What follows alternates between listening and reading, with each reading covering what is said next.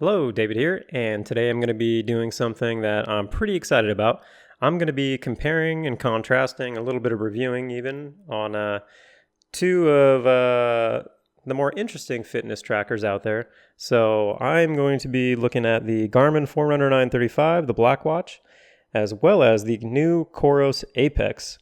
Now, what interested me about the Coros Apex is it has close to the same features as the Garmin Forerunner 935, but at a $200 less price point. So I think this model, which is what I'm going to be reviewing and what I actually bought, is the 42 millimeter. There's also, I believe, a 46 millimeter that has a little bit longer battery life and things like that. But anyways, the 42 actually has very similar specs to the 935. So that's what I'll be taking a look at today. I've primarily been using the Garmin Forerunner 935 as my primary activity tracker, and I've loved it. It's been totally awesome. I really don't have many complaints about it, but I will dive a little bit deeper into both of these watches individually after we do this comparison run here, where I'm actually going to go out in the woods, run one of my favorite trails. It's about 8 miles, 1,100 feet of climbing, a lot of tree cover and stuff, so it should give us a good idea of how these two watches compare. So let's jump to that. All right, so here we are at my favorite local trail, the Lost Valley Loop, is what I typically call it. Anyways, so here we are, and this trail is about 8 miles with 1,100 feet of climbing throughout. At least that's typically what I read when I run this. So again, I'm going to be using my Garmin Forerunner 935 and my, the Coros Apex. This is the 42 millimeters, so the slightly smaller version. So I've got that on my right hand and my Forerunner 935 on my left hand. Now both of these, as you can see, are at 95% battery life. Sorry, I know the focal point is not really all that great right there. But anyways, so that's the plan. We're just going to do this loop, which should be about 8 miles on these watches. I'll check the battery after. As I said, right now they're both at 99%. I just charged them up. And again, about 1,100 feet of elevation is what we should expect here. So let's start by trying to do a little test here on how quickly they acquire the GPS signal. So I'm going to put this down here, and I'm going to I'll start the Coros first. So starting that, and the Forerunner. So both, I know the view isn't that great, but I'll alert you guys when it does happen. And this is something that I've actually been not too stoked with on my Forerunner 935. The GPS acquisition actually does take quite a bit longer than at least my Garmin 235 used to. But aside from that, it's been very accurate and good, so I've liked it a lot. So I'll be interested to see, how these two watches actually stack up in real time running the same thing. I do have both of these watches set to normal GPS right now, so we're not using GLONASS or anything else like that. They're not anything special. These are just kind of the default settings on the watches. Neither have acquired the signal yet. I am inside my truck, which may have a tiny bit to do with it, and we are out in the woods where it's a little covered with branches and things like that right now, but it's a pretty clear day. So the Coros won. The Forerunner is still not acquiring the signal yet. It's actually not even in the yellow. As you can see, it's still in the red. So the Coros won that part up. It's yellow now, so it's getting closer. So hopefully any second now.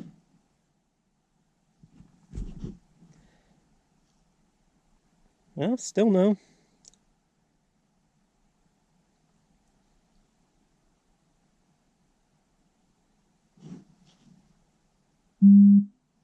All right, there we go. I got it. So it probably took around 30 seconds longer for the Forerunner to get it than the Coros. All right, well, all right, let's get out there and see, how these two stack up. Okay, take a little bit of a walk here and kind of update you guys. So about a quarter of the way through, and I'll flip this around. So can we see this here? So we're at 1240 pace, 2.22, 2.22, 1243. So the watches are tracking amazingly close in terms of distance, which is great. I'll turn this around, I suppose, so you can see my lovely face. So yeah, that's great. They're tracking very close in distance. Now, one thing that I've noticed that I didn't notice before today is my heart rate is definitely tracked quite a bit differently on the Coros as opposed to the Forerunner. So it was reading mostly 120, 130 as I was going up that climb. So both of those just hit the update about exactly the same time. So yeah, heart rate was about 40 beats per minute lower on the Apex than the Forerunner. So that was weird. Maybe it was just taking my cadence because I was doing a lot of hiking on the uphill. So maybe it was actually just taking my steps as opposed to the heart rate. I know that's a problem that the Forerunner had in the past. Then the elevation, that's another thing that's a bit off. So the ascent actually, as you may have seen, the Forerunner showed around 650-ish, and the Coros has pretty consistently been about 20 feet below that. We'll see once we get to the end of this, you know, how much they differ, but right now it's not insignificant, although it's not that big of a deal. So anyways, I just did most of the climbing for this whole run, so we'll see how much I can pick up the pace here over the next couple miles when we've got some downhill. So probably check back in at about 3/4 of the run and then again at the end. So all right, let's go. Hey guys, okay, so just over 6 out of 8 miles, and interestingly enough, there's a bit of a discrepancy now between the two watches, at least for distance. So the Apex is at 6.1 right now, and the Garmin is at 6.23. 6.11. So you know, about 1/10 of a mile or so, which is definitely not insignificant. And that started happening as I was running downhill, going a bit faster, and there's probably a bit more like canopy cover and stuff. So I'm not saying that, you know, one is more accurate than the other right now, because I don't really know. All I know is that there's a difference between the two, which is a little unfortunate, but at the same time, who knows? We'll see how it ends up. Now, heart rate is still different on both, which is interesting. So again, I'm not too sure. This time, actually, the Coros has a much higher heart rate than the Garmin. So I don't know. I mean, I'm not a doctor or anything, so I'm not too sure if, you know, your pulse can be read differently on different arms, but I would think not. But hey, maybe that's the case. I don't know. And then, yeah, the elevation is actually about 80 feet different now. So the Garmin's reading about 900. The Apex is reading about 820 feet of climbing, that is. So total ascent. And yeah, other than that, that's pretty much it. So I'm gonna finish this up and then do a little recap in the truck and see where we end up. So, all right, see you guys there. All right, so we're back in the truck now. Finished up the run and everything. So conclusions at this point, the Apex had about 7.85 miles and the Forerunner 935 finished with 8.01. So there was a bit of a discrepancy, and we will take a look at that a little bit deeper detail once we upload these to Strava. Now, I understand Strava has their own data smoothing algorithms and things like that, but since most people actually view their runs and track them through Strava, that's what we'll look at. Now, it is important to note here, as far as battery goes, they're almost identical. So the Garmin's at 90%, the Apex is at 91. So, I mean, they're within 1% of each other. So that was about the same. And yeah, the rest of the data we're going to take a deeper look at Strava once I get home and upload these. So I will see you guys there. All right, so we are back at my house now. I've uploaded the data to Strava. You can see on the left-hand window here, we've got our Garmin Forerunner 935 data, and this is my Strava profile. And then on the right-hand side, we have the Coros Apex data, which is actually linked to my girlfriend because the watch is actually purchased for her. She'll probably delete this activity later because she doesn't want all these fake PRs and stuff. So anyways, here we have it. Now the data, transferred pretty closely to what it was on the individual watches themselves. So again, we have this discrepancy here where not only is the distance off by, 0.15 miles or so, 0.16 actually, but that correlates to the pace being off as well. But the bigger thing here, the elevation being off by over 100 feet, close to 130 feet or so, I guess, 125.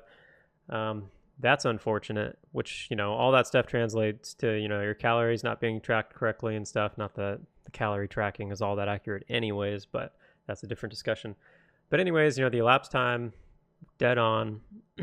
So let's take a look at, the splits and stuff and see, because like I mentioned earlier, it was tracking almost perfectly for the first couple miles here, which it doesn't really look that way when you look at the data.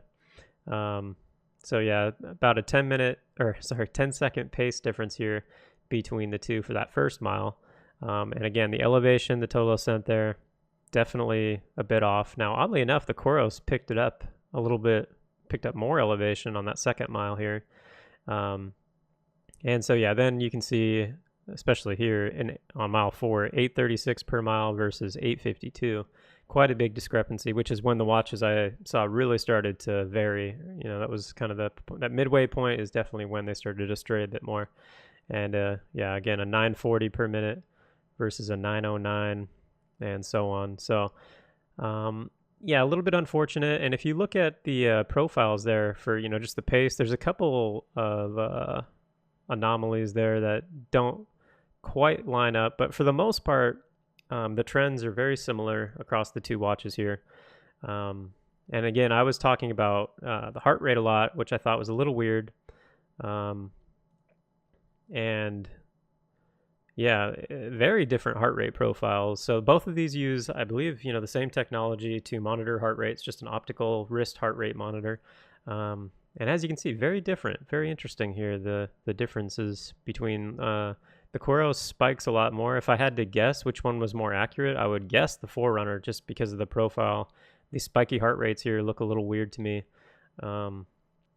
So that was a little weird. Cadence was very similar between the two, which I guess is good because it should be. Although there is some, again, a little bit of discrepancy there. And then, yeah, I guess that's kind of the more important thing. So anyways, this is the basic look at Strava. Now, obviously, for me, and I'm sure for most people, I would like to have the watch that that's tracking more distance and more elevation gain because, just psychologically, it makes me feel better. But realistically, accuracy is probably the most important thing to most people. So I've done a couple different things here. I'll go ahead and minimize these. Now, I wanted to show this as well. So this is the app interface for both watches. Again, left-hand side here, we have the Garmin, and the right-hand side, we have the Coros. Now, the Coros doesn't have a web interface, for a desktop application or anything that I could find. I think it's only the app. Now, that being said, I actually like their app a lot, probably better than the Garmin app, if I'm being honest here. So anyways, again, same type of data here that we just saw on Strava, although maybe a little bit more accurate, at least in terms of what the watch was seeing versus what Strava is showing. But again, it's not, I don't want to dig too deep into this stuff right now, but at the very least, this gives you guys an idea of what the app interface looks like. Now, again, this is just a screenshot, so I can't actually interact with any of this stuff, but, very clean, good looking interface. I like both, but, personally, if I had to pick one, I would probably pick the Coros one, actually. I like it a little bit more, and it shows you all the data on one page, whereas the Garmin, actually, there's a couple different pages that you can go to, which does have a lot of information, but I like how the Coros one is structured. But anyways, enough of that. Let's talk about the actual. Let me pull up this page here. Okay, so I plotted out. So this is probably familiar to most people, I would assume, but if not, this is a website, CalTopo, where you can plot different trails and things like that. And at least the general consensus that I've heard is that this is the most accurate in terms of distance and elevation and things like that if you're looking at plotting out a course. Whether you actually believe that or not, whatever. I don't really know. But I figured I would put this in here as a point of reference at least. And so I've plotted out the same, we're looking at the same, I can show you guys, we're looking at the same trail basically. I plotted out the exact trail that I ran on here, even down to the parking lot where I started at the top of the parking lot and went around. And if you look at the Garmin and actually zoom in, I did the same thing where I went up in the parking lot and came around.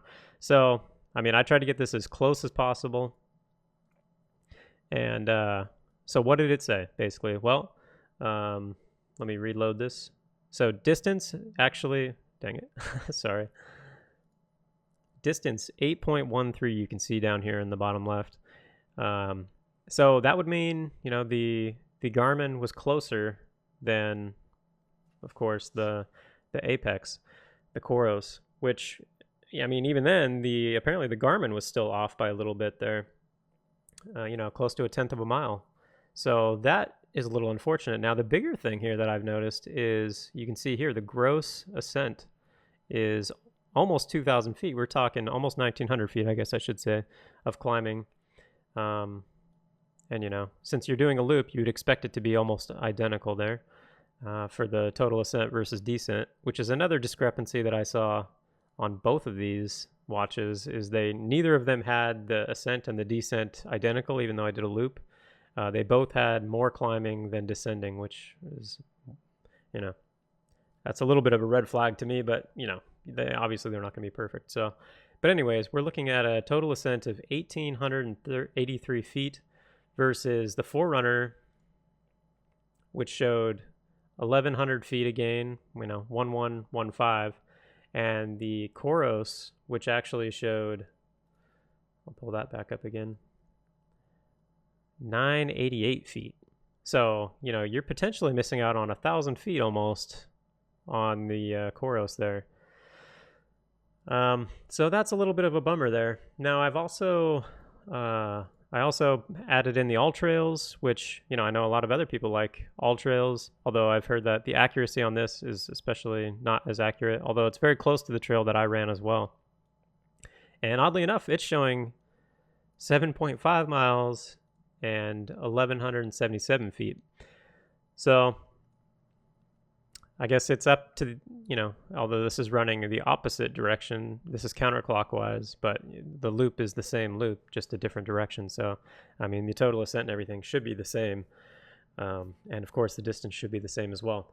Now, what does all this mean? Personally, I'm liking the way the Garmin tracks better. This is just one example, but my girlfriend and I have gone on a couple different things together, and at least from what I've seen, the Garmin seems to track a little bit better consistently.